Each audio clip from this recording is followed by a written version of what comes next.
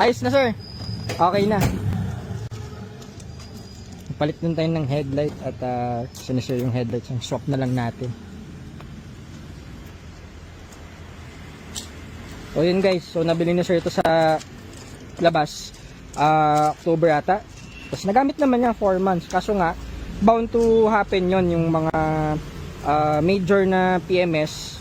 So kapag hindi pa nagawa yun ng previous owner, timing belt, transmission, cooling system, syempre 10 years nang umaandar yan guys. So isipin nyo, wear and tear ng kotse yun.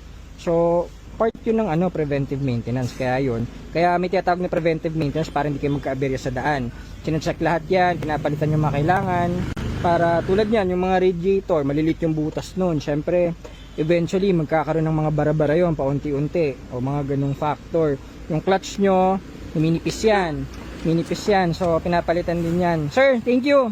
Ingat po. Pag message kayo or pag PMS na sunod, punta lang kayo dito. Kailan pa rin yung PMS ulit to? After 6 months ulit. After 6 6 months or 5,000. Kasi hindi ko naman alis na gamit eh. Oo. Diba? Basta 6 months. Kasi kahit din yung magamit, pangit yun na stagnant yung langis eh. Mas maganda nga ginagamit yun para umiikot lagi. Kailangan na everyday na. Oo. Basta enjoy nyo muna yung unit nyo sir. Biyahin nyo na. Balik na kayong Bulacan ulit. Bulacan. Sige. Sir, thank you. Ingat po. Maraming salamat. Ayun, okay na guys yung Fiesta ni sir. So, sa labas man niya nabili, o di fuel refresh na rin natin. And dito na daw niya ipapa-PMS maintenance yung kanyang Ford Fiesta EcoBoost. Okay.